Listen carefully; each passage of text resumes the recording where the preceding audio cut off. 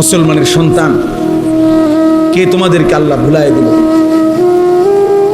এত ছোট্ট বয়সে তোমরা মসজিদও চিনো না, আল্লাহও চিনো না, আখিরাতও চিনো না।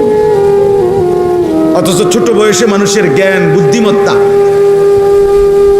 বয়স কমের কারণে স্মৃতিশক্তি বেশি থাকে, বেশি দেয়। মানুষ যত বুড়ো হয়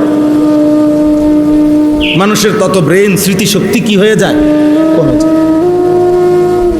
এটাই তো বাস্তব। কোরআনে আল্লাহ নিজে বলছেন, অমিনকুম মান ইউরাদ্দু ইলা আরজালিল উমর লিকাই লা ইয়ালামা মিন বাদি ইলমিন শাইআ। আল্লাহ তাআলা বলেন, আমি ধীরে ধীরে কোন মানুষকে এমন বৃদ্ধ বানাই, যেই বৃদ্ধ আরজালুল উমর, অর্থ হলো নিষ্কর্মা, মানে এমন বুড়ো হয়ে যায় একটা সময় যেই বয়সে আর কোনো কর্মের শক্তি থাকে না। এবং আল্লাহ বলছে লিকাই লা ইয়ালামা মিন বাদি ইলমিন শাইআ। গত 60 বছরে তার যত জ্ঞান ছিল, 50 বছরে তার যত জ্ঞান ছিল, এই সব কিছু এখন নাই হয়ে যায়, আর কিছুই জানে না। 90 বছরের বুড়ো মানুষ আর কিছুই বলতে পারে না।